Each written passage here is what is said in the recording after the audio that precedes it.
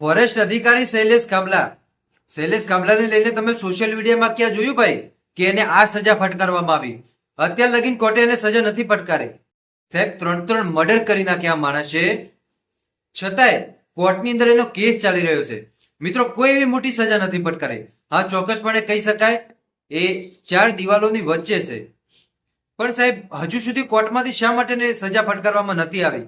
સાહેબ 3 મર્ડર કરી નાખ્યા અને છતાં એ માણસની અત્યાર સુધી અટકાયત, તો એ તો સામાન્ય રીતે અટકાયત કરીને એને જેલમાં નાખી દીધો, એ તો બરોબર છે, પણ સાહેબ એને કઈક એવી કાળા પાણીની સજા કરો કે બધા લોકો વિચારે કે ના બરોબર કર્યું, બહુ સારું કર્યું. સાહેબ આટલી રેલીઓ નીકળી, આટલા આંદોલન કર્યા, આ માણસને ફાંસીની સજા કરો, કાંઈ ન થયું ભાઈ.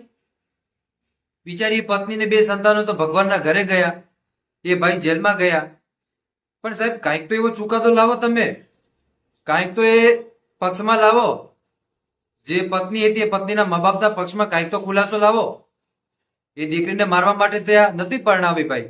એ દીકરીને શા માટે ત્યાં પરણાવી હતી? કે શૈલેષ કામલાને સારી રીતે રાખશે, મારી દીકરી હું ત્યાં આપું છું તો મારી દીકરી થોડીક સુખી થશે, એ વિચારીને એના મા બાપે દીકરી નથી આપી છે, ના કે મારવા માટે આપી હોય.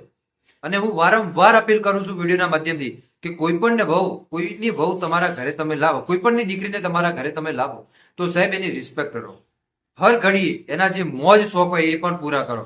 ભલે તમે ન કરતા પણ એના પૂરા કરજો, કેમ કે એના બાપના ઘરે ભાઈ 18 વર્ષ સુધી રહીને આવે અને પછી તમારા ઘરે આવીને તમારા મા બાપની સેવા કરે ભાઈ. તમારા ઘરમાં ઉઠો, તમે ઉઠ્યા ના હોય એની પહેલા તો ચા પાણી કરી દે ભાઈ. તમે ઉઠો એટલે ચા આપે તમને ખાટલા ઉપર ભાઈ. તમારા મમ્મી પપ્પાને ખાટલા ઉપર ચા આપે, નાસ્તો આપે, પછી બિચારી સવારથી એ ઘરનું કામ કરવામાં લાગી જાય અને છેક સાંજ સુધી ઘરનું કામ કરે અને તમે આવો એટલે તમને ખાવા આપીને પછી સાંજે સુવે અને તમારી પહેલા એ સવારે વહેલી ઉઠી જાય કે મારા પતિને કામ ધંધે જવાનું છે.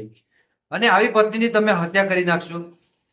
સાહેબ કોઈ પણની દીકરીને પરણાવીને લાવો તો એની રિસ્પેક્ટ કરજો, એના દુઃખ સહન કરજો ભાઈ, એને દુઃખ ન આપતા. બસ હું વિડીયોના માધ્યમથી એટલી અપીલ કરું ભાઈ. જો તમે આટલું કરશો ને સાહેબ તો ભગવાન તમને ખૂબ આગળ લઈ જશે ભાઈ. કેમ કે કોઈને દુઃખ આપવાથી આપણે આગળ નહીં જઈએ, કોઈને સુખ આપવાથી આપણે આગળ જઈશું. તો થઈ શકે તો કોઈની મદદ કરજો.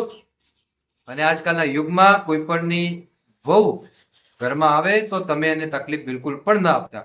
બસ આજ માટે આપણે આટલું રાખીએ. વિડીયો ઇન્ફોર્મેટિવ લાગ્યો હોય તો વિડીયોને લાઈક કરી ચેનલને જરૂર સબસ્ક્રાઇબ કરજો, જેથી કરીને આવનારા સમયની અંદર તમને આવા અનેકો વિડીયો મળતા રહેશે.